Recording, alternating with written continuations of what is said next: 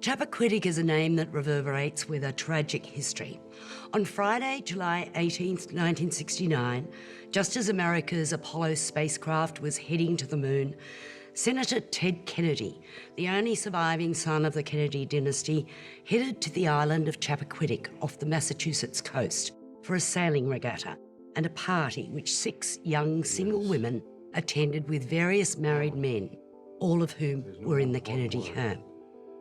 The shadow of Robert Kennedy's assassination, just over a year earlier, hung over the party, particularly for Mary Jo Kopechne, Kate Mara, because she'd worked for Robert Kennedy as a campaign strategist. She left Washington after his death. But Ted Kennedy, Jason Clarke, wants to woo her back to Washington to work for him. A late-night drive with the two of them ends in tragedy when his car goes off the edge of a bridge. Kennedy survives, but Mary Jo is unable to get out of the drowned car. Kennedy goes back to the cottage to get help from his cousin and lawyer, Joseph Gargan, Ed Helms, who insists that Kennedy inform the authorities. But Kennedy heads back to his hotel, not informing the police until many hours have passed, well after Mary Jo's body has been recovered. And then the power group assembles to organise damage control.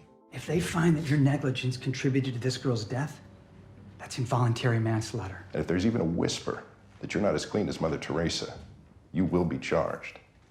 And there's not a lot of senators that are charged with manslaughter that go on to become president. Well, I understand, Bob. That is to say nothing about being convicted. If you are even indicted, it won't matter what verdict comes back. The court of public opinion will have your head on a stake. This is a tremendously affecting film from director John Curran, who's made a number of films here in Australia. It features a knockout performance from Jason Clarke. He's just getting better with every film. And Ed Helms is no slouch either as Gargan. Bruce Dern is also fearsome as the Kennedy patriarch. We see in action the machine of the rich and powerful going to work to protect their own. This is really a portrait of a privileged man whose ambitions for the ultimate prize, the White House, were thwarted by events on that night in July. But there is still a mystery at the heart of this story that no one really has an answer for. How come Kennedy survived and Mary Jo did not?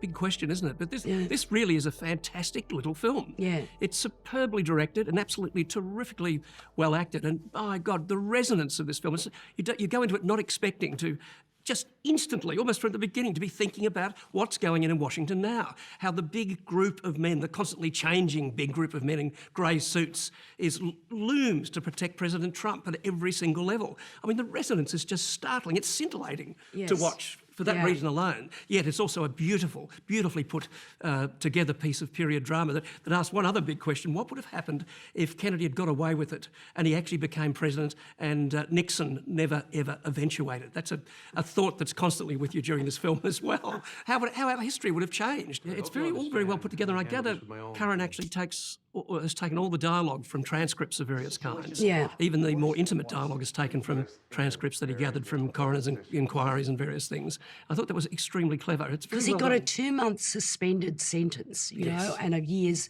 good behaviour bond. And this is a girl that could have been saved if he'd reported it on time.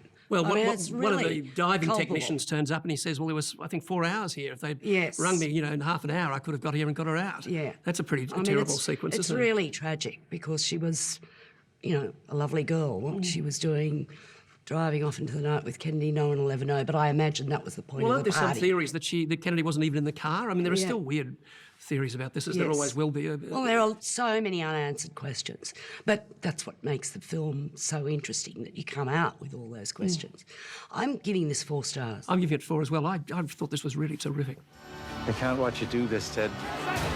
Do what, Joe? Self-destruct.